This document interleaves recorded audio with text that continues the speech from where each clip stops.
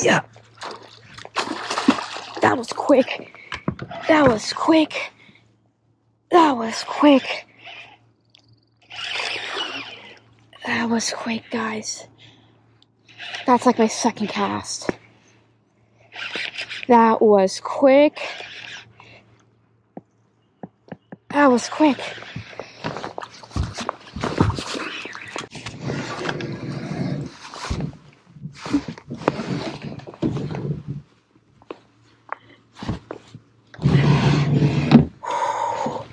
Heck yeah, guys. Yeah. There you go, guys. Like second cast of the day. Healthy fish. Let's quickly measure him here. That's his head, touching the bump there. All the way down. Straighten him out a little bit. He'll go 36 right there. Such a healthy fish, guys. Heck yeah, let's release him.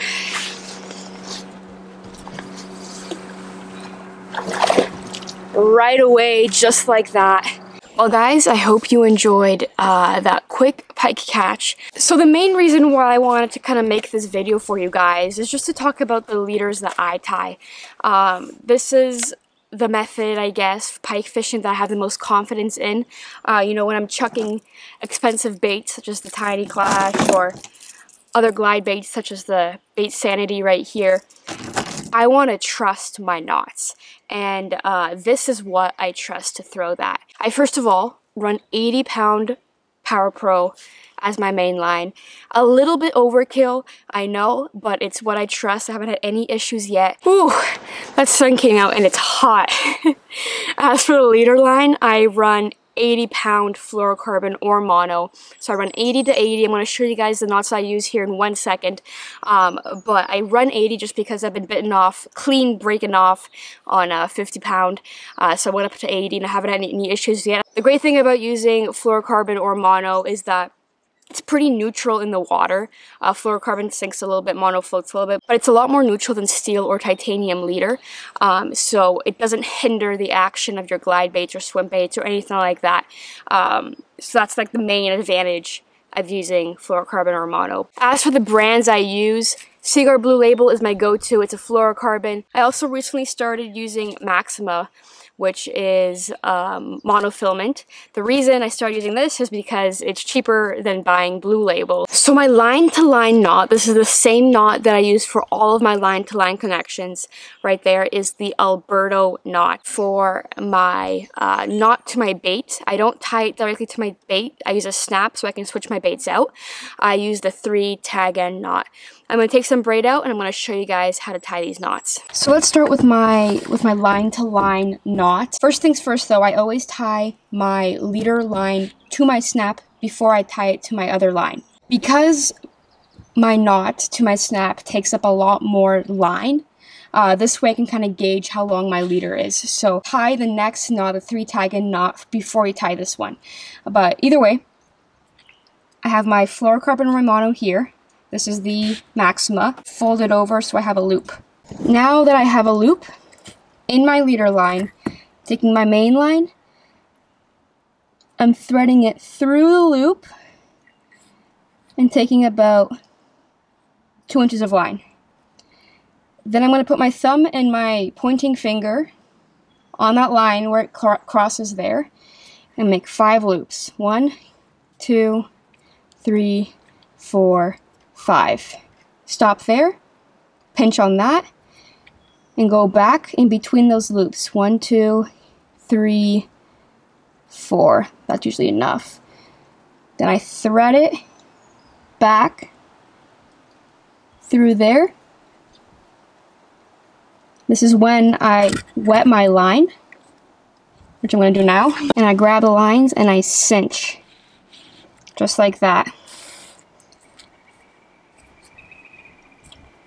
Usually, I also grab a pair of pliers.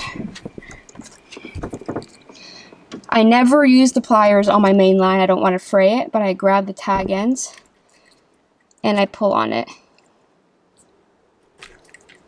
Just like that. Just to make sure it's super, super tight. And there you go. That's not going anywhere. that is what the knot looks like. And when I cut my tag ends, I don't cut them too short. I'm not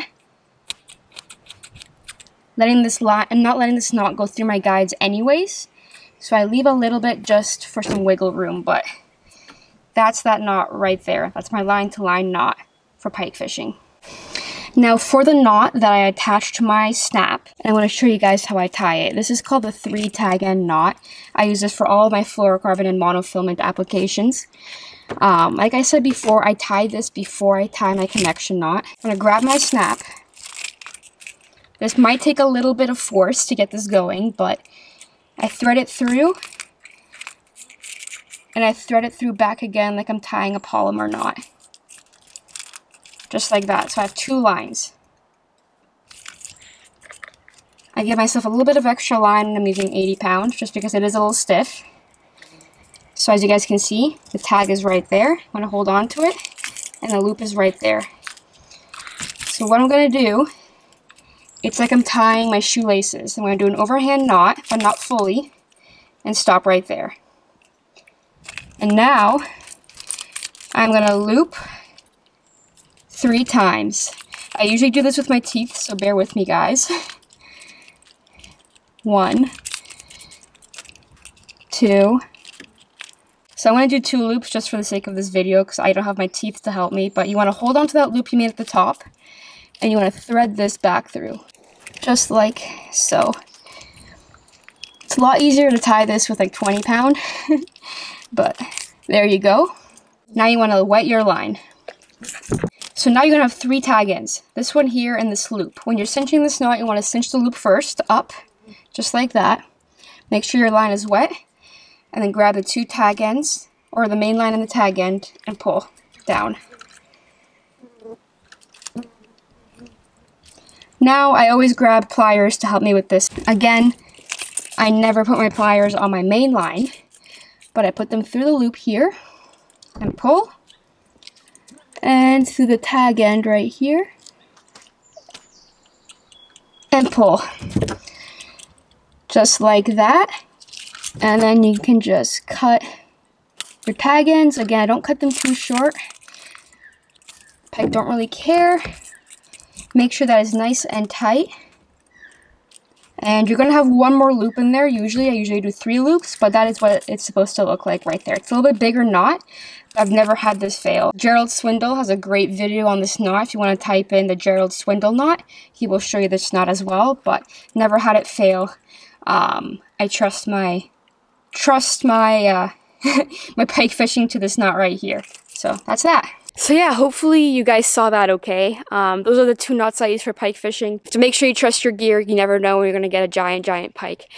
So yeah, thank you guys for watching. Hopefully you guys learned something, and I'll see you guys in the next one.